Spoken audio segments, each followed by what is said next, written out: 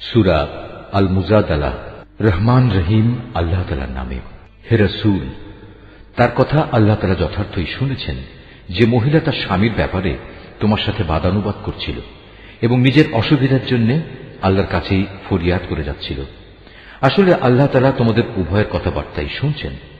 নিঃসন্দেহে আল্লাহ তাআলা সবকিছু শুনেন এবং সবকিছু দেখেন।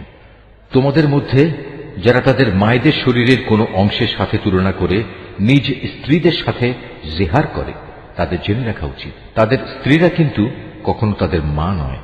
মা তো হচ্ছে তারা যারা তাদের জন্ম দিয়েছে। এ কাজ করে তারা অন্যায় ও মিথ্যা কথাই বলে। তারপরেও আল্লাহ তাআলা হচ্ছেন মানুষের গুনাহ মোচনকারী ও পরম ক্ষমাশীল। যারা এভাবে তাদের স্ত্রীদের সাথে জেহার করে অতঃপর অনুতপ্ত হয়ে যা কিছু বলে ফেলেছে তা থেকে ফিরে আসতে চায়, তাদের জন্য বিধান হচ্ছে তাদের একে অপরকে স্পর্শ করার পূর্বে একটি দাসের মুক্তির দান করতে হবে। এ বিধানের মাধ্যমে আল্লাহ তাআলা তোমাদের করণীয় বলে দিচ্ছেন, কেননা তোমরা যা করো আল্লাহ তাআলা সে সম্পর্কে ভালোভাবেই অবগত রয়েছেন। যে ব্যক্তি মুক্তি দানের জন্য কোনো দাস পাবে না, তার বিধান হচ্ছে তাদের একে অপরকে স্পর্শ করার আগে একাধারে 2 মাসের রোজা পালন করতে হবে। স্বাস্থ্যগত কারণে যে ব্যক্তি রোজা রাখার সামর্থ্য রাখবে না, তার বিধান হচ্ছে 60 জন মিসকিনকে পেট ভরে খাওয়ানো। এ বিধান এজন্যই তোমাদের দেয়া হচ্ছে যেন তোমরা আল্লাহ তাআলা ও তার রাসূলের উপর ঈমান আনো। মনে রাখবে, জিহারের ব্যাপারে এ হচ্ছে আল্লাহর নির্ধারিত সীমারেখা। যারা এই সীমা অস্বীকার করে তাদের জন্য রয়েছে মর্মন্তুদ শাস্তি। যারা আল্লাহ তাআলা ও তার রাসূলের বিরুদ্ধাচরণ করে তাদের তেমনি ভাবে অপদস্থ করা হবে যেমনি করে তাদের আগে বিদ্রোহী লোকদের অপদস্থ করা হয়েছিল। আমি তো আমার সুস্পষ্ট আয়াত নাজিল করে দিয়েছি।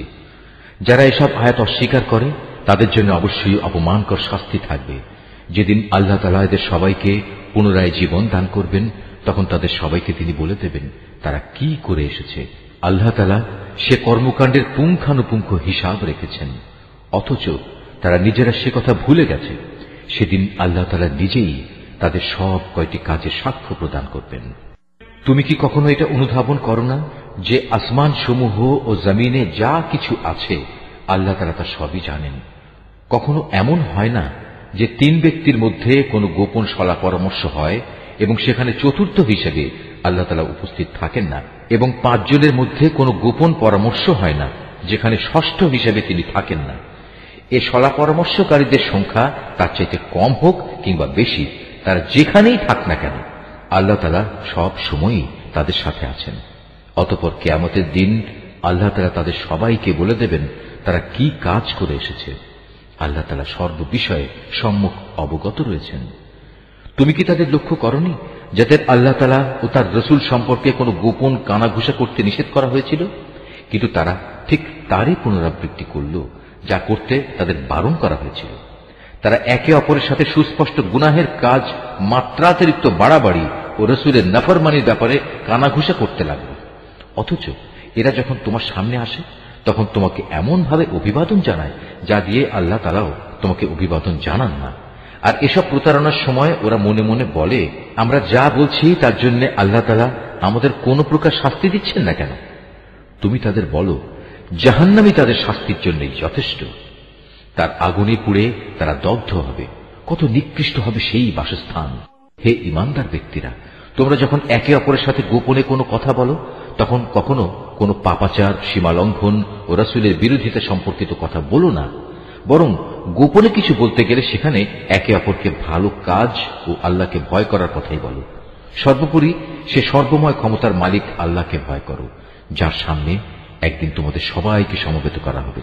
আসলে এদের গোপন সলা পরামর্শ তো হচ্ছে একটা শয়তানি প্ররোচনা, যার একমাত্র উদ্দেশ্য হচ্ছে ঈমানদার লোকদের কষ্ট দেয়া।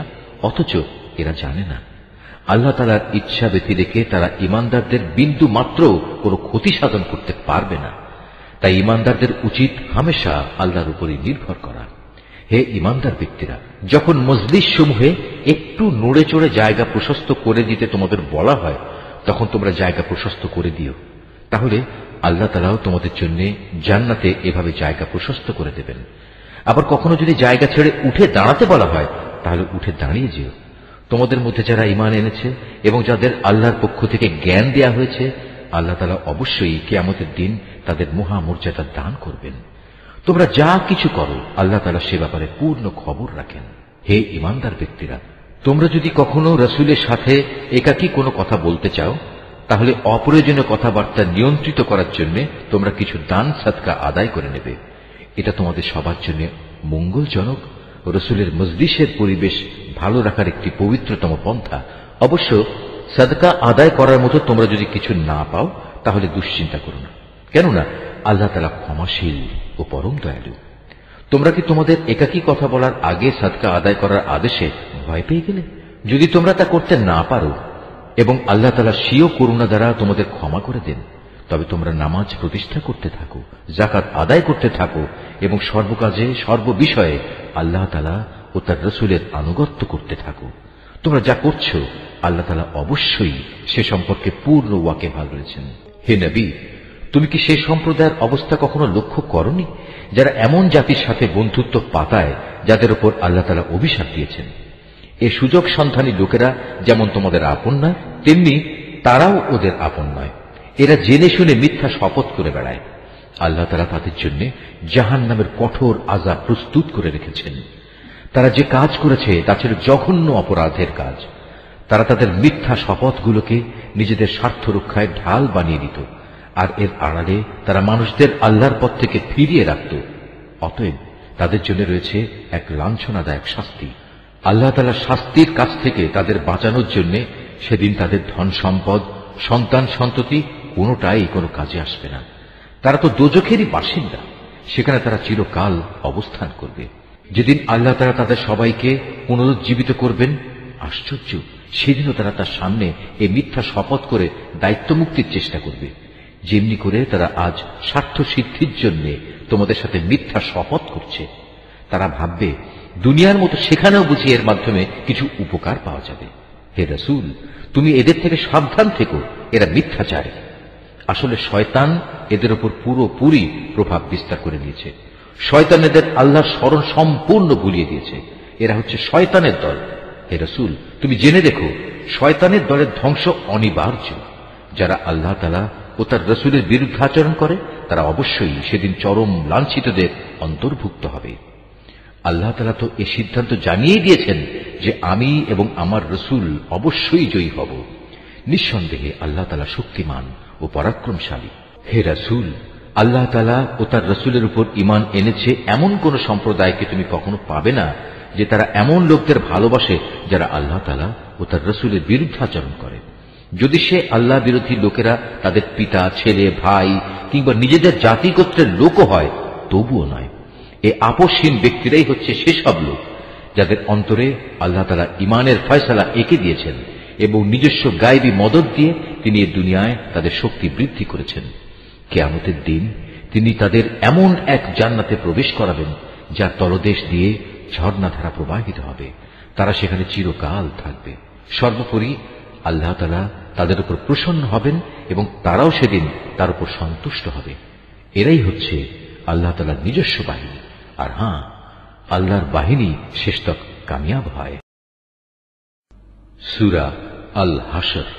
রহমান রহিম আল্লাহ তাআলার নামে। আসমান সমূহ ও জমিনে যা কিছু আছে তারা সবাই আল্লাহ তাআলার পবিত্রতা ও মাহাত্ম্য ঘোষণা করছে। আল্লাহ তাআলা মহাপরাক্রমশালী ও প্রজ্ঞাময়। তিনি হচ্ছেন সেই মহান সত্তা যিনি আহলে কিতাবদের মাঝে যারা আল্লাহকে অস্বীকার করেছে তাদের প্রথম নির্বাসনের দিনেই তাদের নিজ বাড়িঘর থেকে বের করে দিয়েছিলেন। অথচ তোমরা তো একথা কল্পনাও করনি যে ওরা কোনোদিন এ শহর থেকে বেরিয়ে যাবে। তারা নিজেরাও চিন্তা করেনি। তারা তো বরং ভেবেছিল তাদের দুর্ভেদ্য দুর্গগুলো তাদের আল্লাহ তাআলার বাহিনী থেকে বাঁচিয়ে দেবে। কিন্তু তাদের উপর এমন এক দিক থেকে আল্লাহর পাকড়াও এসে তাদের ধরে ফেলল যা ছিল তাদের কল্পনার বাইরে। আল্লাহ সে পাকড়াও তাদের অন্তরে প্রচন্ড ভীতির সঞ্চার করল। ফলে তারা নিজেদের হাত দিয়েই এবং কিছু কিছু ক্ষেত্রে মোমেনদের হাত দিয়ে নিজেদের বাড়িঘর ধ্বংস করে দিল। অতএব হে চক্ষুষ্মান ব্যক্তিরা, এদের নির্বাসনের ঘটনা থেকে তোমরা শিক্ষা গ্রহণ করো। যদি আল্লাহ তাআলা ওদের উপর নির্বাসিত করার সিদ্ধান্ত বসিয়ে না দিতেন, তাহলে আগের জাতিসমূহের মতো তিনি তাদের এই দুনিয়ায় রেখেই কঠোর শাস্তি দিতে পারতেন। অবশ্য তাদের জন্য পরকালে জাহান্নামের আগুন তো প্রস্তুত রয়েছেই। ওটা এজন্যই রাখা হয়েছে যে তারা আল্লাহ তাআলা ও তার রাসূলের সুস্পষ্ট বিরুদ্ধে আচরণ করেছিল। আর যে কেউই আল্লাহর বিরোধিতা করে তার জানা উচিত আল্লাহ তাআলা শাস্তি দানের ব্যাপারে অত্যন্ত কঠোর। এ সময় তোমরা যেসব খেজুর গাছ কেটে ফেলেছ এবং যেগুলো না কেটে তার মূলের উপর দাঁড়িয়ে থাকতে দিয়েছ তা অসঙ্গত ছিল না, বরং তা ছিল সম্পূর্ণ আল্লাহ তাআলার অনুমতিক্রমেই।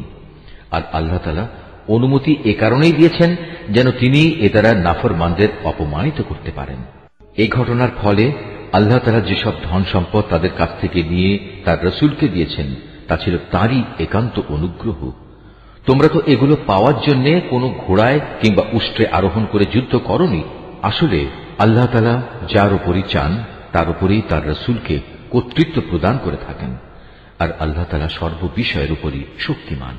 আল্লাহ তাআলা ধন সম্পদে যা কিছু সেই জনপদের মানুষদের কাছ থেকে নিয়ে তার রাসূলকে দিয়েছেন তা হচ্ছে আল্লাহর জন্য, রাসূলের জন্য, রাসূলের আত্মীয় স্বজন, এতিম মিসকিন ও পথচারীদের জন্য। সম্পদ তোমরা এমন ভাবে বন্টন করবে যেন তা কেবল তোমাদের সমাজের বিত্তশালী লোকদের মাঝেই আবর্তিত না হয়, এবং আল্লাহর রাসূল তোমাদের যা কিছু অনুমতি দেয় তা তোমরা গ্রহণ করো, এবং সে যা কিছু নিষেধ করে তা থেকে বিরত থাকো। আল্লাহ তাআলাকেই ভয় করো, অবশ্যই আল্লাহ তাআলা কঠোর শাস্তিদাতা। এ সম্পদ সেসব অভাবগ্রস্ত মুহাজিরদের জন্য যাদের আল্লাহর উপর ঈমানের কারণেই নিজেদের ভিটেমাটি ও সহায় সম্পদ থেকে উচ্ছেদ করে দেয়া হয়েছে, অথচ এই লোকগুলো আল্লাহর অনুগ্রহ ও তার সন্তুষ্টি হাসিল করতে চায়। আল্লাহ তাআলা ও তার রাসূলের সাহায্য সহযোগিতায় তৎপর থাকে। মূলত এই লোকগুলোই হচ্ছে সত্যাশ্রয়ী। এ সম্পদে তাদেরও অংশ রয়েছে যারা মুহাজিরদের আগমনের আগ থেকেই এ জনপদকে নিজেদের নিবাস বানিয়েছিল, এবং যারা এদের আসার আগেই ঈমান এনেছিল। তারা ওদের অত্যন্ত ভালোবাসে যারা হিজরত করেছে। রাসূলের পক্ষ থেকে তাদের মুহাজির সাথীদের যা কিছু দেয়া হয়েছে সে ব্যাপারে তারা নিজেদের অন্তরে তার কোন রকমের প্রয়োজন অনুভব করে না। শুধু তাই নয়, তারা তাদের মুহাজির সাথীদের প্রয়োজনকে সর্বদাই নিজেদের প্রয়োজনের উপর অগ্রাধিকার দেয়, যদিও তাদের নিজেদেরও অনেক অভাবগ্রস্ততা রয়েছে। আসলে যাদের মানসিক কৃপণতা সংকীর্ণতা থেকে বাঁচিয়ে রাখা হয়েছে তারাই হচ্ছে সফলকাম। সে সম্পদ তাদের জন্য যারা তাদের মুহাজির ও আনসারদের পরে এসেছে। এরা সব সময় বলে, হে আমাদের মালিক, তুমি আমাদের মাফ করে দাও। আমাদের আগে আমাদের যে ভাইয়েরা ঈমান এনেছে তুমি তাদেরও মাফ করে দাও, এবং আমাদের মধ্যে যারা ঈমান এনেছে তাদের ব্যাপারে আমাদের মনে কোনো রকম হিংসা বিদ্বেষ রেখো না। হে আমাদের মালিক, তুমি অনেক মেহেরবান ও পরম দয়ালু। হে রাসূল, তুমি কি সেসব মুনাফিকদের আচরণ লক্ষ্য করনি যারা তাদের কাফের আহলে কিতাব ভাইদের বলে, যদি তোমাদের কখনো এ জনপদ থেকে বের করে দেয়া হয় তবে আমরাও তোমাদের সাথে একাত্মতা দেখিয়ে এখান থেকে বেরিয়ে যাব, এবং তোমাদের স্বার্থের বেলায় আমরা কখনো অন্য কারো আনুগত্য করব না। আর তোমাদের সাথে যদি যুদ্ধ বাঁধিয়ে দেয়া হয় তাহলে আমরা অবশ্যই তোমাদের সাহায্য করব। কিন্তু আল্লাহ তাআলা নিজেই সাক্ষ্য দিচ্ছেন এরা নিঃসন্দেহে কপট মিথ্যাবাদী। সত্য কথা হচ্ছে, যদি তাদের বের করেই দেয়া হয় তাহলে এরা কখনো তাদের সাথে বের হবে না। আবার যুদ্ধে আক্রান্ত হলে এরা তাদের কোনো প্রকার সাহায্যও করবে না। যদি এরা সাহায্য তাদের করেও তবু নিঃসন্দেহে এরা পৃষ্ঠ প্রদর্শন করবে। অতঃপর এ লোকদের আর কোনো উপায়ই কোনো সাহায্য করা হবে না। আসলে এদের অন্তরে আল্লাহ চাইতে তোমাদের ভয় বেশি বড় হয়ে বসে আছে। এর কারণ হচ্ছে এরা এমন একটি জাতি যারা আসল কথাই বুঝতে পারে না। এরা কখনো ঐক্যবদ্ধ হয়েও তোমাদের সাথে লড়াই করতে আসবে না। যদি করেও তা করবে অবশ্য কোনো সুরক্ষিত জনপদের ভেতরে বসে, অথবা নিরাপদ পাঁচিলের আড়ালে থেকে। আসলে তাদের নিজেদের পারস্পরিক শত্রুতা খুবই মারাত্মক। তুমি তো এদের মনে করো এরা ঐক্যবদ্ধ, কিন্তু মোটেই তা নয়। এদের অন্তর হচ্ছে শতধা বিচ্ছিন্ন, কেননা এরা হচ্ছে নির্বোধ সম্প্রদায়। এদের অবস্থাও সেই আগের লোকদের মতো যারা মাত্র কিছুদিন আগে নিজেদের কৃতকর্মের পরিণাম হিসেবে বিতাড়িত হবার শাস্তি ভোগ করেছে। তাছাড়া পরকালেও এদের জন্য কঠিন আযাব রয়েছে। এদের আরেকটি তুলনা হচ্ছে শয়তানের মতো। শয়তান এসে যখন মানুষদের বলে, প্রথমে আল্লাহকে অস্বীকার করো, অতঃপর সত্যি যখন সে আল্লাহকে অস্বীকার করে তখন মুহূর্তেই সে বোল পাল্টে ফেলে এবং বলে, আমার সাথে তোমার কোনো সম্পর্ক নেই, আমি নিজেও সৃষ্টি লোকের মালিক আল্লাহ তাআলাকে ভয় করি। অতঃপর শয়তান ও তার অনুসারী এই দুজনের পরিণাম হবে জাহান্নাম। সেখানে তারা চিরদিন থাকবে, আর এটাই হচ্ছে জালেমদের শাস্তি। হে মানুষ, তোমরা যারা ঈমান এনেছ, আল্লাহ তাআলাকে ভয় করো। তোমাদের প্রত্যেকেরই উচিত ভালো করে লক্ষ্য করা যে আগামীকাল আল্লাহর সামনে পেশ করার জন্য সে কি আমলনামা পেশ করতে যাচ্ছে। তোমরা আল্লাহকে ভয় করতে থাকো। অবশ্যই তোমরা যা কিছু করছো আল্লাহ তাআলা তার পূর্ণাঙ্গ খবর রাখেন। তোমরা তাদের মতো হও না যারা দুনিয়ার ফাঁদে পড়ে আল্লাহকে ভুলে গেছে এবং এর ফলে আল্লাহ তাআলাও তাদের নিজ নিজ অবস্থা ভুলিয়ে দিয়েছেন। আসলে এরা হচ্ছে আল্লাহর নাফরমান। জাহান্নামের অধিবাসী ও জান্নাতের অধিবাসীরা কখনো এক হতে পারে না। জান্নাতবাসীরা অবশ্যই সফলকাম। আমি যদি এ কোরআন কোনো পাহাড়ের উপর নাজিল করতাম, তাহলে তুমি অবশ্যই তাকে দেখতে কিভাবে তা বিনীত হয়ে আল্লাহর ভয়ে বিদীর্ণ হয়ে পড়ে। আমি এসব উদাহরণ মানুষের জন্য এ কারণেই বর্ণনা করছি যেন তারা কোরআনের মর্যাদা সম্পর্কে চিন্তা ভাবনা করতে পারে। তিনি আল্লাহ তাআলা, তিনি ছাড়া কোনো মাবুদ নেই। দেখা অদেখা সব কিছুই তাঁর জানা। তিনি দয়াময়, তিনি করুণাময়। তিনি আল্লাহ তাআলা, তিনি ছাড়া কোনো মাবুদ নেই। তিনি রাজাধিরাজ, তিনি পূত পবিত্র, তিনি শান্তিদাতা, তিনি বিধায়ক, তিনি রক্ষক, তিনি পরাক্রমশালী, তিনি প্রবল, তিনি মহাত্মের একক অধিকারী। তারা যেসব ব্যাপারে আল্লাহর সাথে শিরক করছে, আল্লাহ তাআলা সে সব কিছু থেকে অনেক পবিত্র। তিনি আল্লাহ তাআলা, তিনি সৃষ্টিকর্তা, তিনি সৃষ্টির উদ্ভাবক, সব কিছুর রূপকার তিনি। তার জন্যই নিবেদিত সকল উত্তম নাম। আকাশমণ্ডলী ও পৃথিবীতে যেখানে যা কিছু আছে তার সবকিছু তাঁরই পবিত্রতা ও মহিমা ঘোষণা করছে। তিনি পরাক্রমশালী, তিনি প্রবল প্রজ্ঞাময়। সূরা আল মুমতাহানা। রহমান রহিম আল্লাহ তাআলার নামে। হে ঈমানদার ব্যক্তিরা, তোমরা কখনো আমার ও তোমাদের দুশমনদের নিজেদের বন্ধু হিসেবে গ্রহণ করো না। এটা কেমন কথা? তোমরা তাদের প্রতি বন্ধুত্ব দেখাচ্ছ, অথচ তোমাদের কাছে যে সত্য দিন এসেছে তারা তা অস্বীকার করছে। তারা আল্লাহর রসুল এবং তোমাদের জন্মভূমি থেকে বের করে দিচ্ছে শুধু এ কারণে তোমরা তোমাদের মালিক আল্লাহর উপর ঈমান এনেছ। যদি তোমরা সত্যি আমার পথে জিহাদ ও আমার সন্তুষ্টি অর্জনের লক্ষ্যে ঘরবাড়ি থেকে বেরিয়ে থাকো, তাহলে কিভাবে তোমরা চুপে চুপে তাদের সাথে আবার বন্ধুত্ব পাতাতে পারো? তোমরা যে কাজ গোপনে করো আর যে কাজ প্রকাশ্যে করো, আমি তার সম্যক অবগত আছি। তোমাদের মধ্যে যদি কেউ দুশমনদের সাথে গোপনে বন্ধুত্ব গড়ার এ কাজটি করে, তাহলে বুঝতে হবে সে দিনের সরল পথ থেকে বিচ্যুত হয়ে গেছে। অথচ এরা যদি তোমাদের কাবু করতে পারে, তাহলে এরা তোমাদের শত্রুতে পরিণত হবে। শুধু তাই নয়, এরা নিজেদের হাত ও কথা দিয়ে তোমাদের অনিষ্ট সাধন করবে। আসলে এরা এটাই চায় যে তোমরাও তাদের মতো কাফের হয়ে যাও। কিয়ামতের দিন তোমাদের আত্মীয় স্বজন ও সন্তান সন্ততি তোমাদের কোনোই উপকারে আসবে না।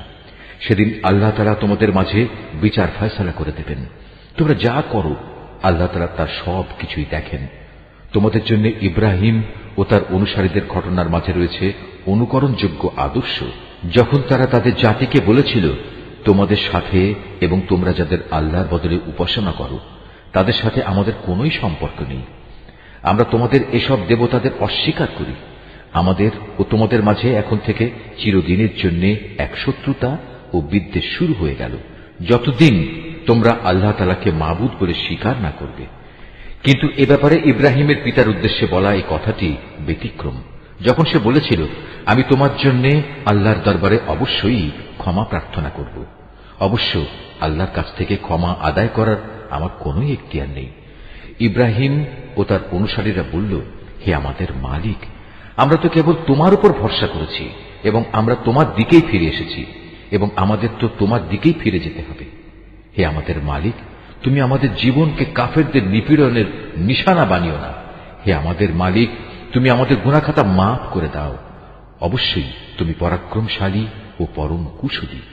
তাদের জীবন চরিত্রের মাঝে অবশ্যই তোমাদের জন্য এবং সেসব লোকের জন্য অনুকরণযোগ্য আদর্শ রয়েছে যে ব্যক্তি আল্লাহ তাআলা এবং শেষ বিচারের দিনে কিছু পাবার আশা করে। আর যদি কেউ আল্লাহ তাআলা থেকে মুখ ফিরিয়ে নেয়, সে যেন জেনে রাখে আল্লাহ তাআলা কারো মুখাপেক্ষী নন এবং তিনি সকল প্রশংসার মালিক। এটা অসম্ভব কিছু নয়।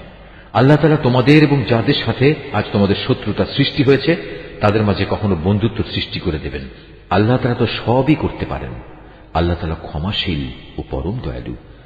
যারা দিনের ব্যাপারে তোমাদের বিরুদ্ধে যুদ্ধ করেনি এবং কখনো তোমাদের নিজেদের বাড়িঘর থেকেও বের করে দেয়নি, তাদের প্রতি দয়া দেখাতে ও তাদের সাথে ন্যায় আচরণ করতে আল্লাহ তাআলা কখনো নিষেধ করেন না। অবশ্যই আল্লাহ তাআলা ন্যায়পরায়ণদের ভালোবাসেন। আল্লাহ তাআলা কেবল তাদের সাথেই বন্ধুত্ব করতে নিষেধ করেন যারা দিনের ব্যাপারে তোমাদের সাথে যুদ্ধ করেছে এবং একই কারণে তোমাদের ভিটে মাটি থেকে উচ্ছেদ করে দিয়েছে এবং তোমাদের উচ্ছেদ করার ব্যাপারে একে অন্যকে সাহায্য সহযোগিতা করেছে। এরপরেও যারা তাদের সাথে বন্ধুত্ব করবে তারা অবশ্যই জালেম। হে ঈমানদার ব্যক্তিরা, যখন কোন ঈমানদার নারী হিজরত করে তোমাদের কাছে আসে তখন তোমরা তাদের ঈমানের ব্যাপারটা ভালো করে পরখ করে নিও, যদিও তাদের ঈমানের বিষয়টা আল্লাহ তাআলাই ভালো জানেন। অতঃপর একবার যদি তোমরা জানতে পারো তারা আসলেই ঈমানদার, তাহলে কোনো অবস্থায় তাদের তোমরা কাফেরদের কাছে ফেরত পাঠাবে না। কারণ যারা ঈমানদার নারী তারা তাদের কাফের স্বামীদের জন্য আর কোনো অবস্থায় হালাল নয়, এবং যারা কাফের তারাও তাদের ঈমানদার স্ত্রীদের জন্য হালাল নয়। তবে এমন হলে তোমরা তাদের আগের স্বামীদের দেয়া মোহরানার অংশ ফেরত দিয়ে দিও। অতঃপর তোমরা কেউ যদি তাদের বিয়ে করো তাহলে এতে তোমাদের কোনো গুনাহ হবে না। অবশ্য তোমাদের এজন্য তাদের মোহর আদায় করে দিতে হবে। একইভাবে তোমরাও কাফের নারীদের সাথে দাম্পত্য সম্পর্ক বজায় রেখো না। এক্ষেত্রে তোমরা তাদের যে মোহর দিয়েছ তা তাদের থেকে চেয়ে নাও। একই নিয়মে যারা কাফের স্বামী তারা তাদের মুসলমান স্ত্রীদের যে মোহর দিয়েছে তাও ফেরত চেয়ে নেবে। এটাই হচ্ছে আল্লাহর বিধান। এভাবেই তিনি তোমাদের মাঝে এই বিষয়টির ফয়সালা করে দিয়েছেন। আর আল্লাহ তাআলা মহাজ্ঞানী ও পরম কুশলী। তোমাদের স্ত্রীদের মধ্যে কেউ যদি তোমাদের হাতছাড়া হয়ে কাফেরদের কাছে চলে যায়, পরে যখন সুযোগ আসবে তখন যারা তাদের হাতছাড়া হয়ে গেছে তাদের তারা যে পরিমাণ মোহর দিয়েছে তোমরাও তার সমপরিমাণ মোহর আদায় করে দেবে। তোমরা সে আল্লাহ তাআলাকে ভয় করো যার উপর তোমরা ঈমান এনেছ। হে নবী, যখন কোন ঈমানদার নারী তোমার কাছে আসবে এবং এই বলে তোমার কাছে আনুগত্যের শপথ করবে তারা আল্লাহর সাথে কাউকে শরীক করবে না, চুরি করবে না, ব্যভিচার করবে না, নিজেদের সন্তানদের হত্যা করবে না, নিজ হাত ও নিজ পায়ের মাঝখান সংক্রান্ত বিষয় তথা অন্যের ঔরসজাত সন্তানকে নিজের স্বামীর বলে দাবি করার মারাত্মক অভিযোগে অভিযুক্ত হয়ে আসবে না এবং কোন সৎ কাজে তোমার নাফরমানি করবে না, তাহলে তুমি তাদের আনুগত্য গ্রহণ করো এবং তাদের আগের কার্যকলাপের জন্য আল্লাহর কাছে ক্ষমা প্রার্থনা করো।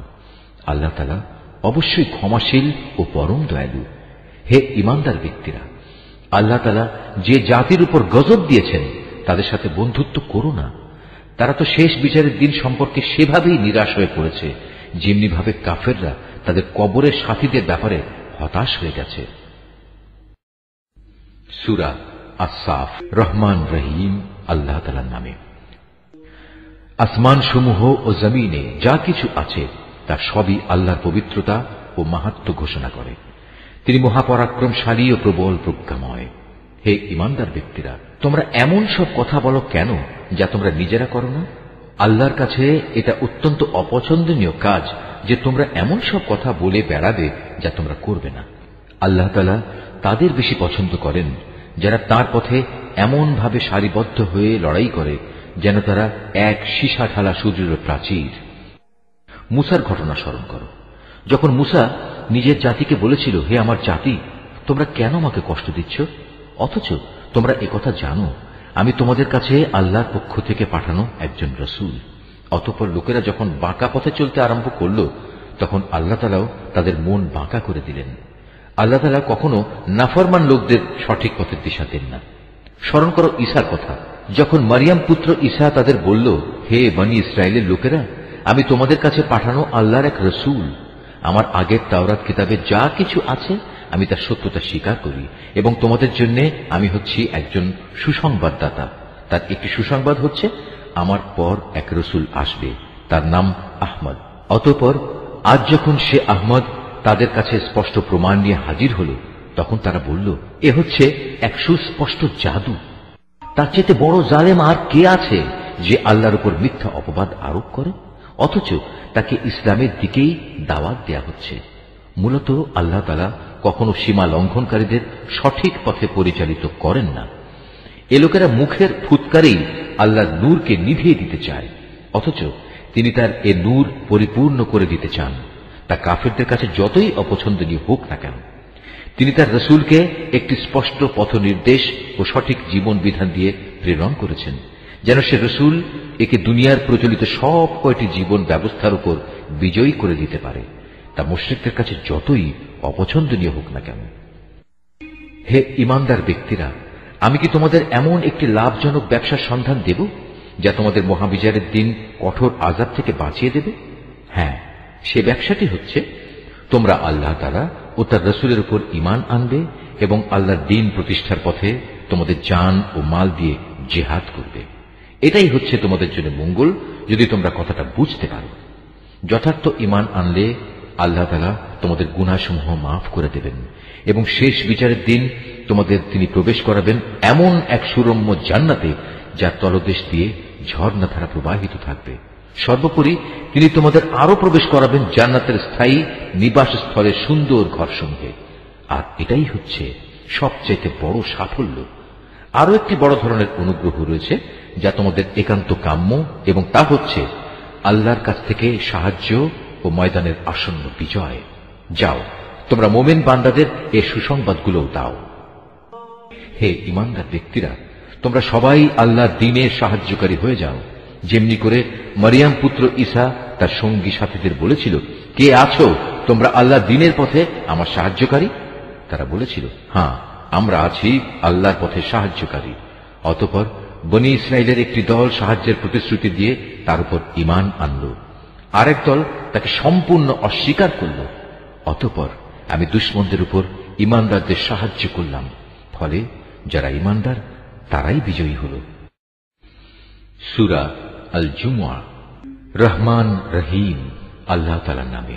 আসমান সমূহ ও জমিনে যা কিছু আছে তা সবই আল্লাহ তাআলার মাহাত্ম্য ঘোষণা করছে।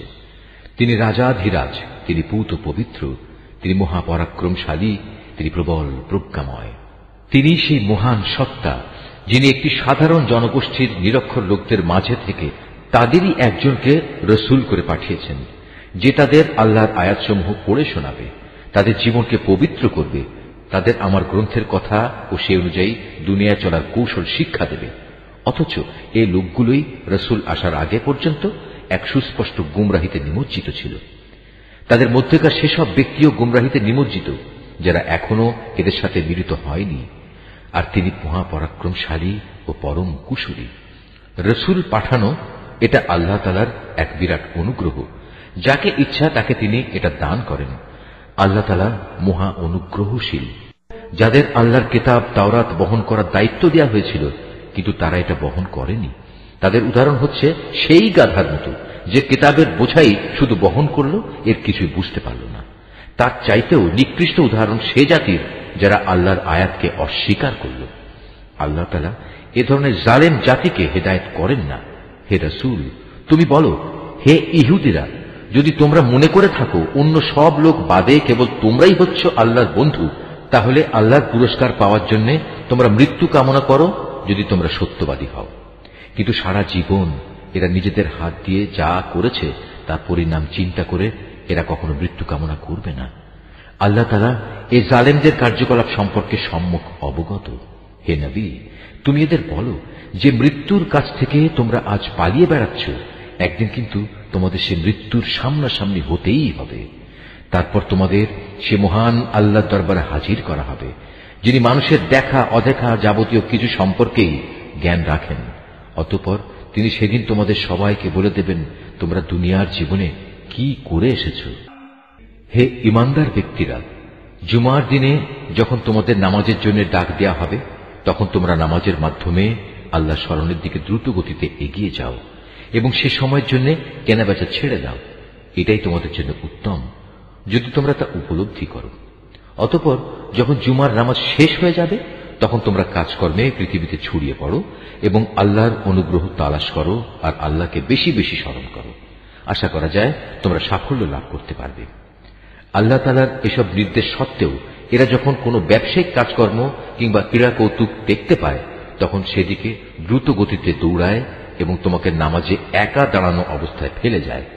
তুমি বলো, আল্লাহ তাআলার কাছে যা কিছু রয়েছে তা অবশ্যই খেলাধুলা ও বেচাকেনার চাইতে বহু গুণে উৎকৃষ্ট। মূলত আল্লাহ তাআলাই তার সৃষ্টির সর্বোত্তম রিজিক দাতা। সূরা মুনাফিকুন। রহমান রহিম আল্লাহ তাআলার নামে। যখন মুনাফিকরা তোমার কাছে আসে তখন তারা বলে, হে মুহাম্মদ, আমরা সাক্ষ্য দিচ্ছি তুমি নিশ্চয়ই আল্লাহর রাসূল। হ্যাঁ, অবশ্যই আল্লাহ তাআলা জানেন তুমি অবশ্যই তার রাসূল। কিন্তু আল্লাহ তাআলা সাক্ষ্য দিচ্ছেন মুনাফিকরা হচ্ছে মিথ্যাবাদী। এরা তাদের এ শপথকে স্বার্থ উদ্ধারের একটা ঢাল বানিয়ে রেখেছে এবং তারা এভাবেই মানুষদের আল্লাহর পথ থেকে ফিরিয়ে রাখে। কত নিকৃষ্ট ধরনের কার্যকলাপ যা এরা করে যাচ্ছে। এটা এ কারণেই এরা ঈমান আনার পর কুফরি অবলম্বন করেছে, ফলে ওদের মনের উপর সিল মেরে দেয়া হয়েছে। ওরা আসলে কিছুই বুঝতে পারছে না। তুমি যখন তাদের দিকে তাকাবে তখন তাদের বাইরের দেহাবয়ব তোমাকে খুশি করে দেবে, আবার যখন তারা তোমার সাথে কথা বলবে তখন তুমি আগ্রহ ভরে তাদের কথা শুনবেও। কিন্তু তারা ও তাদের সেই দেহের উদাহরণ হচ্ছে যেমন দেয়ালে ঠেকানো কতিপয় নিষ্প্রাণ কাঠের টুকরো। শুধু তাই নয়, তারা এত ভীত সন্ত্রস্ত থাকে যে প্রতিটি বড় আওয়াজকেই তারা মনে করে তাদের উপর বুঝি এটা বড় বিপদ। এরাই হচ্ছে তোমাদের আসল দুশমন। এদের থেকে তোমরা হুঁশিয়ার থেকো।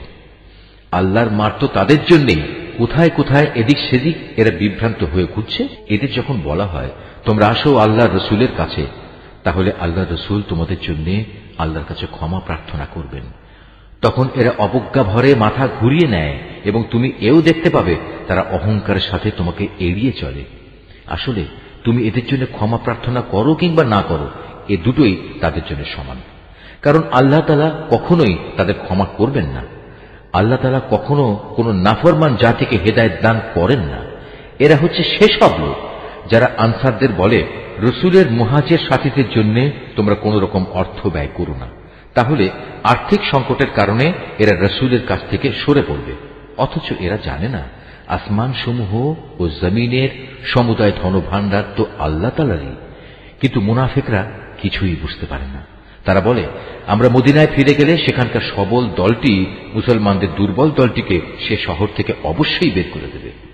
আসলে যাবতীয় শক্তি সম্মান তো আল্লাহ তাআলা, তার রসূল ও তার অনুসারী মুমিনদের জন্য। কিন্তু মুনাফিকরা এই কথাটা জানে না। হে ঈমানদার ব্যক্তিরা, তোমাদের ঐশ্বর্য ও সন্তানাদি যেন কখনো তোমাদের আল্লাহ স্মরণ থেকে উদাসীন না করে দেয়। কেননা যারা এ কাজ করবে তারা চরম ক্ষতিগ্রস্ত হবে। আমি তোমাদের যা কিছু অর্থ সম্পদ দিয়েছি তা থেকে তোমরা আল্লাহর পথে ব্যয় করো তোমাদের কারো মৃত্যু আসার আগেই। কেননা সামনে মৃত্যু এসে দাঁড়ালে সে বলবে, হে আমার মালিক, তুমি যদি আমাকে আরো কিছু কালের অবকাশ দিতে তাহলে আমি তোমার পথে দান করতাম এবং এভাবেই আমি তোমার নেক বান্দাদের দলে সামিল হয়ে যেতাম। কিন্তু কারো আল্লাহর নির্ধারিত সময় যখন এসে যাবে তখন আল্লাহ তাআলা আর তাকে এক মুহূর্ত অবকাশ দেবেন না। তোমরা দুনিয়ার জীবনে যা কিছু করছো আল্লাহ তাআলা সে সম্পর্কে পুরোপুরি অবহিত রয়েছেন। সূরা আত-তাগাবুন। রহমান রহিম আল্লাহ তাআলার নামে। আসমান সমূহ ও জমিনে যা কিছু আছে তা সবই আল্লাহ তাআলার পবিত্রতা ঘোষণা করছে। যাবতীয় সার্বভৌমত্ব যেমন তাঁর জন্য, তেমনি যাবতীয় প্রশংসাও তাঁর জন্য। তিনি সকল কিছুর উপর প্রবল ক্ষমতাবান। তিনি তোমাদের সবাইকে সৃষ্টি করেছেন। এরপর তোমাদের কিছু লোক মোমেন হল, আবার কিছু লোক কাফের থেকে গেল। আসলে তোমরা যা কিছু করো আল্লাহ তাআলা সব কিছুই দেখেন। তিনি আকাশমণ্ডলীয় পৃথিবী সঠিকভাবে সৃষ্টি করেছেন। অতঃপর তোমাদের তিনি মানুষের আকৃতি দিয়েছেন, তাও আবার অতি সুন্দর করে তিনি তোমাদের আকৃতি দিয়েছেন। তার কাছেই তোমাদের আবার ফিরে যেতে হবে। আকাশমণ্ডলীয় পৃথিবীতে যা কিছু আছে তা তিনি জানেন। তিনি জানেন তোমরা যা কিছু গোপন করো আর যা কিছু প্রকাশ করো। এমনকি আল্লাহ তাআলা তোমাদের মনের কথাও জানেন। তোমাদের কাছে কি সেসব লোকের খোঁজ খবর কিছুই পৌঁছেনি যারা এর আগে বিভিন্ন নবীর সময়ে কুফরি করেছিল? অতঃপর তারা দুনিয়াতেই নিজেদের কর্মফল ভোগ করে নিয়েছে। পরকালেও তাদের জন্য কঠোর যন্ত্রণাদায়ক আযাব রয়েছে। এটা এ কারণে যে তাদের কাছে সুস্পষ্ট দলিল প্রমাণ নিয়ে যখনই আল্লাহর কোন রসুল আসত তখনই তারা বলতো, কতিপয় মানুষই কি আমাদের পথের সন্ধান দেবে? অতএব তারা সত্য প্রত্যাখ্যান করল এবং ঈমানের পথ থেকে মুখ ফিরিয়ে নিল। অবশ্য আল্লাহ তাআলার তাদের কাছ থেকে কিছুই পাওয়ার দরকার ছিল না, কেননা আল্লাহ তাআলা কারোই মুখাপেক্ষী নন, তিনি প্রশংসিত। এ কাফেরা ধারণা করে নিয়েছে একবার মরে গেলে কখনো তাদের পুনরুত্থিত করা হবে না। তুমি বলো, না, তা কখনো নয়। আমার মালিকের শপথ, অতি অবশ্যই মৃত্যুর পর তোমাদের সবাইকে আবার কবর থেকে ওঠানো হবে এবং তোমাদের বলে দেয়া হবে তোমরা কি কাজ করে এসেছ। আর আল্লাহ তাআলার পক্ষে এটা অত্যন্ত সহজ কাজ। অতএব তোমরা আল্লাহ তাআলা, তার রসুল এবং আমি যে আলো তোমাদের দিয়েছি তার বাহন কোরআনের উপর ঈমান আনো। তোমরা এখানে যা কিছুই করো না কেন আল্লাহ তাআলা তা ভালো করেই জানেন। যেদিন তোমাদের আগে পরে সমস্ত মানুষ ও জিনকে একত্র করা হবে সে মহাসমাবেশের দিনটির জন্য, যেদিন বলা হবে, হে মানুষ ও জিন, আজকের দিনটি হচ্ছে তোমাদের আসল লাভ লোকসানের দিন। লাভের দিন তার জন্য যে ব্যক্তি আল্লাহর উপর ঈমান এনেছে এবং নেক কাজ করেছে। তিনি আজ তার সব গুনাহ মোচন করে দেবেন এবং তাকে তিনি এমন এক সুরম্য জান্নাতে প্রবেশ করাবেন যার তলদেশ দিয়ে ঝর্ণাধারা প্রবাহিত হবে। তারা সেখানে অনন্তকাল অবস্থান করবে। আর এটাই হচ্ছে পরম সাফল্য। এটা লোকসানের দিন তাদের জন্য যারা আল্লাহ তাআলাকে অস্বীকার করেছে এবং আমার আয়াতসমূহকে মিথ্যা প্রতিপন্ন করেছে। এদের ব্যাপারে আল্লাহর সিদ্ধান্ত হচ্ছে এরা সবাই জাহান্নামের অধিবাসী হবে। সেখানে তারা চিরকাল অবস্থান করবে। কত নিকৃষ্ট সে আবাসস্থল! আল্লাহ তাআলার অনুমতি ব্যতীত কোনো বিপদই আসে না। যে ব্যক্তি আল্লাহ তাআলার উপর বিশ্বাস স্থাপন করে আল্লাহ তাআলা তার অন্তরকে সুপথে পরিচালিত করেন। আর আল্লাহ তাআলা সব বিষয়ে সম্যক অবগত রয়েছেন। তোমরা আল্লাহর আনুগত্য করো তার রসুলের। তোমরা যদি মুখ ফিরিয়ে নাও তাহলে জেনে রেখো আমার রসুলের দায়িত্ব হচ্ছে কথাগুলো সুস্পষ্টভাবে পৌঁছে দেয়া। আল্লাহ তাআলা মহান সত্তা, তিনি ছাড়া কোনোই মাবুদ নেই। অতএব প্রতিটি ঈমানদার বান্দার উচিত সর্ববিষয়ে তার উপরই নির্ভর করা। হে ঈমানদার লোকেরা, অবশ্যই তোমাদের স্ত্রী ও সন্তান সন্ততিদের মাঝে তোমাদের কিছু দুশমন রয়েছে। অতএব তাদের ব্যাপারে তোমরা সতর্ক থেকো।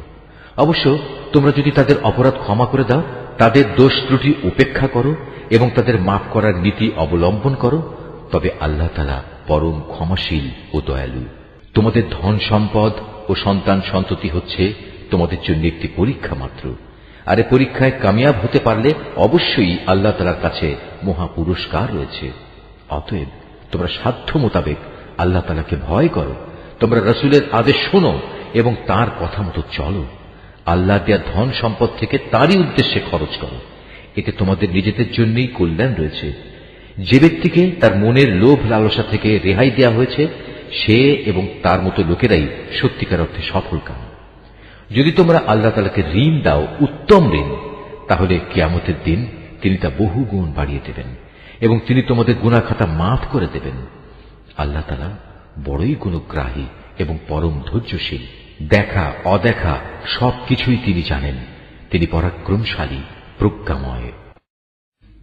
সূরা আত-তালাক। রহমান রহিম আল্লাহ তাআলার নামে। হে নবী, তোমার সাথীদের বলো, যখন তোমরা তোমাদের স্ত্রীদের তালাক দাও বা দিতে ইচ্ছা করো তখন তাদের ইদ্দতের অপেক্ষার সময়টুকুর প্রতি লক্ষ্য রেখে তালাক দিও। ইদ্দতের যথার্থ হিসাব রেখো এবং এ ব্যাপারে আল্লাহ তাআলাকে ভয় করো। যিনি তোমাদের মালিক প্রভু, ইদ্দতের সময় কোনো অবস্থায় তাদের নিজেদের বসত বাড়ি থেকে বের করে দিও না। এ সময় তারা নিজেরাও যেন তাদের ঘর থেকে বের হয়ে না যায়। তবে যদি তারা কোনো জঘন্য অশ্লীলতার কাজে লিপ্ত হয় তাহলে তা ভিন্ন কথা। ইদ্দতের ব্যাপারে এগুলোই হচ্ছে আল্লাহর সীমারেখা। যে ব্যক্তি আল্লাহর এই সীমারেখা অতিক্রম করতে চায় সে মূলত এটা করে নিজের উপরই নিজে জুলুম করল। তুমি তো জানো না, এরপর আল্লাহ তাআলা হয়তো পুনরায় তোমাদের মাঝে সহৃদয়তার কোনো একটা পথ বের করে দেবেন। অতঃপর যখন তারা তাদের ইদ্দতে সেই নির্ধারিত সময়ের শেষে উপনীত হয় তখন তাদের হয় সম্মানজনক পন্থায় বিয়ের বন্ধনে রেখে দেবে, না হয় সম্মানের সাথে তাদের আলাদা করে দেবে এবং উভয় অবস্থায় তোমাদের মধ্যে থেকে দুজন ন্যায়পরায়ণ লোককে তোমরা সাক্ষী বানিয়ে রাখবে। সাক্ষীদেরও বলো, তোমরা শুধু আল্লাহর জন্যই এ সাক্ষ্য দান করবে। যারা আল্লাহ তাআলা ও শেষ বিচার দিনের উপর ঈমান আনে তাদের সবাইকে এর দ্বারা উপদেশ দেয়া হচ্ছে। যে ব্যক্তি আল্লাহ তাআলাকে ভয় করে চলে আল্লাহ তাআলা তার জন্য সংকট থেকে বের হয়ে আসার একটা পথ তৈরি করে দেন এবং তিনি তাকে এমন রিজেক দান করেন যার উৎস সম্পর্কে তার কোনো ধারণাই নেই। যে ব্যক্তি আল্লাহর উপর ভরসা করে তার জন্য আল্লাহ তাআলাই যথেষ্ট, কেননা আল্লাহ তাআলা তার কাজ পূর্ণ করেই নেন। আল্লাহ তাআলা প্রতিটি জিনিসের জন্যই একটি পরিমাণ ঠিক করে রেখেছেন। তোমাদের স্ত্রীদের মাঝে যারা ঋতুবতী হওয়ার ব্যাপারে নিরাশ হয়ে গেছে, তাদের ইদ্যতের ব্যাপারে তোমাদের কোনো সন্দেহ থাকলে তোমরা জেনে রেখো, তাদের ইদ্যতের সময় হচ্ছে 3 মাস। এই 3 মাসের বিধান তাদের জন্যও যাদের এখনো ঋতুকাল শুরুই হয়নি। গর্ভবতী নারীর জন্য ইদ্যতকাল হচ্ছে তার সন্তান প্রসব হওয়া পর্যন্ত। বস্তুত কেউ যদি আল্লাহকেই ভয় করে, আল্লাহ তাআলা বিভিন্ন ধরনের সুবিধা দিয়ে তার জন্য তার প্রত্যেক ব্যাপার সহজ করে দেন। তালাক ও ইদ্যতের ব্যাপারে এ হচ্ছে আল্লাহ তাআলার আদেশ, যা তিনি মেনে চলার জন্য তোমাদের কাছে পাঠিয়েছেন। অতঃপর যে ব্যক্তি আল্লাহকে ভয় করে চলে, তিনি তার গুনাহসমূহ তার হিসাব থেকে মুছে দেবেন এবং তিনি তাকে একটা বড় পুরস্কারও দেবেন। ইদ্যতের এ সময়ে তোমরা নিজেদের সামর্থ্য অনুযায়ী তাদের সে ধরনের বাড়িতে থাকতে দিও যে ধরনের বাড়িতে তোমরা নিজেরা থাকো। কোনো অবস্থায় তাদের উপর সংকট সৃষ্টি করার মতলবে তাদের কষ্ট দিও না। আর যদি তারা সন্তান সম্ভবা হয়, তাহলে ইদ্যতের নিয়ম অনুযায়ী তারা সন্তান প্রসব না করা পর্যন্ত তাদের খোরপোশ দিতে থাকো। সন্তান জন্মদানের পর যদি তারা তোমাদের সন্তানদের নিজেদের বুকের দুধ খাওয়ায়, তাহলে তোমরা তাদের পারিশ্রমিক আদায় করে দেবে এবং এ পারিশ্রমিকের অঙ্ক ও সন্তানের কল্যাণের ব্যাপারটা ভালোভাবে নিজেদের মধ্যে ন্যায়সঙ্গত পন্থায় সমাধান করে নেবে। যদি তোমরা একে অন্যের সাথে জেদ করো, তাহলে অন্য কোনো মহিলা এ সন্তানকে দুধ খাওয়াবে। বিত্তশালী ব্যক্তি তার সঙ্গতি অনুযায়ী স্ত্রীদের খোরপোশ দেবে। আবার যে ব্যক্তির অর্থনৈতিক সঙ্গতি সীমিত করে রাখা হয়েছে, সে ব্যক্তি ততটুকু পরিমাণই খোরপোশ দেবে যতটুকু আল্লাহ তাআলা তাকে দান করেছেন। আল্লাহ তাআলা যাকে যে পরিমাণ সামর্থ্য দান করেছেন, তার বাইরে কখনো কোনো বোঝা তার উপর তিনি চাপান না। আল্লাহর উপর নির্ভর করলে আল্লাহ তাআলা তাকে অচিরেই অভাব অনটনের পর সচ্ছলতা দান করতে পারেন। কত জনপদের মানুষেরাই তো নিজেদের মালিক ও তার রাসূলের নির্দেশের বিরুদ্ধে বিদ্রোহ করেছিল। অতঃপর আমি তাদের কাছ থেকে সেজন্য কঠোর হিসাব আদায় করে নিয়েছি এবং আমি ওদের কঠোর শাস্তি দিয়েছি। এরপর তারা ভালো করে তাদের কৃতকর্মের শাস্তি ভোগ করল। মূলত তাদের পরিণাম ফল ছিল চরম ক্ষতি। আল্লাহ তাআলা পরকালে তাদের জন্য এক কঠিন আযাব প্রস্তুত করে রেখেছেন। অতএব হে মানুষ, যারা জ্ঞান সম্পন্ন, যারা আল্লাহ তাআলার উপর ঈমান এনেছ, তোমরা আল্লাহকে ভয় করো। আল্লাহ তাআলা তোমাদের কাছে তাঁর উপদেশ বাণী পাঠিয়েছেন। তিনি আরো পাঠিয়েছেন তার রাসূল, যে তোমাদের আল্লাহর সুস্পষ্ট আয়াতসমূহ পড়ে শোনায়, যাতে করে সে রাসূল তোমাদের সেসব লোকদের যারা ঈমান এনেছে এবং ভালো কাজ করেছে, তাদের জাহেলিয়াতের অন্ধকার থেকে হেদায়েতের আলোতে নিয়ে আসতে পারে। তোমাদের যে কেউই আল্লাহর উপর ঈমান আনে এবং ভালো কাজ করে, আল্লাহ তাআলা তাকেই জান্নাতে প্রবেশ করাবেন, এমন এক জান্নাতে যার তলদেশ দিয়ে ঝর্ণা ধারা প্রবাহিত হবে। সেখানে তারা অনন্তকাল ধরে অবস্থান করবে। এমন লোকের জন্য অবশ্যই আল্লাহ তাআলা উত্তম রিজিকের ব্যবস্থা করে রেখেছেন। আল্লাহ তাআলা যিনি এ 7 আসমান ও তাদের অনুরূপ সংখ্যক জমিন সৃষ্টি করেছেন, আবার উভয়ের মাঝখানে যা কিছু আছে তাদের জন্য তার নির্দেশ জারি হয়, যাতে করে তোমরা একথা অনুধাবন করতে পারো, আকাশ পাতালের সকল কিছুর উপর তিনি একক ক্ষমতাবান এবং তার জ্ঞান এ সৃষ্টিলোকের প্রতিটি বস্তুই পরিবেষ্টন করে রেখেছে। সূরা আত-তাহরীম। রহমান রহিম আল্লাহ তাআলার নামে। হে নবী, আল্লাহ তাআলা তোমার জন্য যা হালাল করেছেন তা তুমি কসম করে নিজের উপর কেন হারাম করছো? তুমি কি এর মাধ্যমে তোমার স্ত্রীদের খুশি করতে চাও? তেমন কিছু হলে আল্লাহর কাছে ক্ষমা প্রার্থনা করো, কারণ আল্লাহ তাআলা ক্ষমার আধার ও পরম দয়ালু। আল্লাহ তাআলা তো তোমাদের শপথ থেকে রেহাই পাওয়ার জন্য কাফফারার একটা পথ নির্ধারণ করে দিয়েছেন। মূলত আল্লাহ তাআলাই হচ্ছেন তোমাদের একমাত্র সহায়। তিনি সর্বজ্ঞ, তিনি প্রজ্ঞাময়। যখন আল্লাহ নবী তার স্ত্রীদের একজনকে একান্ত চুপিসারে কিছু একটা কথা বলল এবং সে তা অন্যের কাছে প্রকাশ করে দিল, আল্লাহ তাআলা তার এই বিষয়টা নবীকে ওহীর মাধ্যমে জানিয়ে দিলেন। তখন রাসূল কিছু কথা গোপনীয়তা প্রকাশকারী স্ত্রীকে জানিয়ে দিল, আবার কিছু কথা এড়িয়েও গেল। সুতরাং নবী যখন তার সে স্ত্রীর কাছ থেকে সমগ্র বিষয়টা জানতে চাইল, তখন সে বলল, আপনাকে এই খবরটা কে জানালো? নবী বলল, আমাকে জানিয়েছেন সেই মহান আল্লাহ তাআলা, যিনি সর্বজ্ঞ ও সম্যক জ্ঞাত। যে দুজন স্ত্রী এর সাথে জড়িত, নবী তাদের উভয়কে ডেকে বলল, তোমরা দুজন যদি আল্লাহর কাছে তওবা করে নাও, কেননা তোমাদের উভয়ের মন অন্যায় ও বাঁকা পথের দিকে কিছুটা ঝুঁকে পড়েছিল, তাহলে অবশ্যই আল্লাহ তাআলা তোমাদের ক্ষমা করে দেবেন। আর যদি তোমরা উভয়ে তার বিরুদ্ধে একে অপরের পৃষ্ঠপোষকতা করো, তাহলে জেনে রাখো আল্লাহ তাআলাই তার নবীর সহায়। তাছাড়াও তার সাথে রয়েছে জিব্রাইল ফেরেশতা ও নেককার মুসলমানদের দল। এরপরেও আল্লাহ সমগ্র ফেরেশতাকুল তার সাহায্য করতে এগিয়ে আসবে।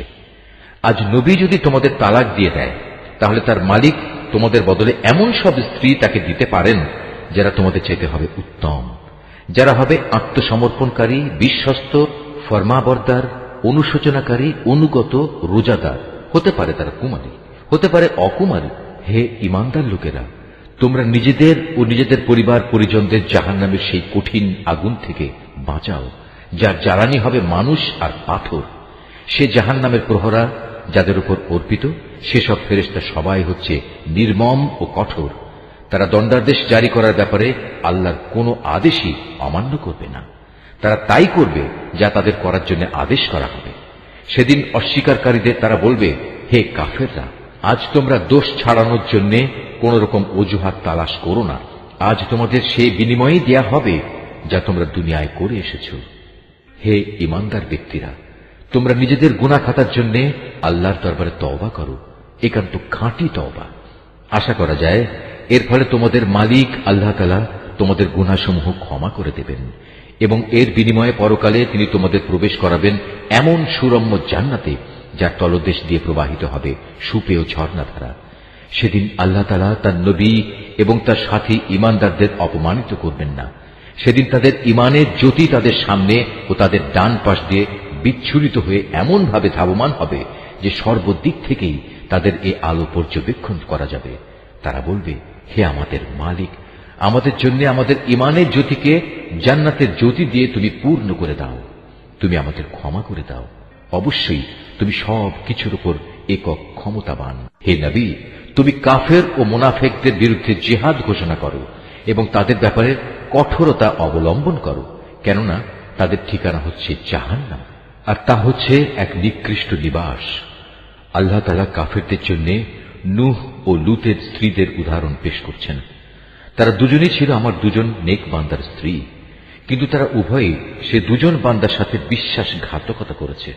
অতএব আল্লাহর আযাব থেকে তারা কোনো ক্রমেই এদের বাঁচাতে পারল না, বরং তাদের ব্যাপারে আল্লাহর হুকুম ঘোষিত হল, তোমরা আজ প্রবেশ করো জাহান্নামের আগুনে। যারা এখানে প্রবেশের উপযুক্ত তাদের সবার সাথে।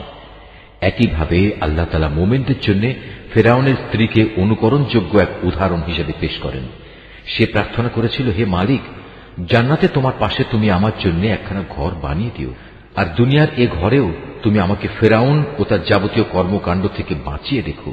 তুমি আমাকে উদ্ধার করো এ জালেম সম্প্রদায়ের যাবতীয় অনাচার থেকে। আল্লাহ তাআলা মুমিনদের জন্য আরো দৃষ্টান্ত পেশ করেছেন ইমরানের মেয়ে মারিয়ামের, যে আজীবন তার সতীত্ব রক্ষা করেছে। অতঃপর একদিন আমি আমার সৃষ্ট রূহগুলো থেকে একটি রূহ তাতে ফুঁকে দিলাম।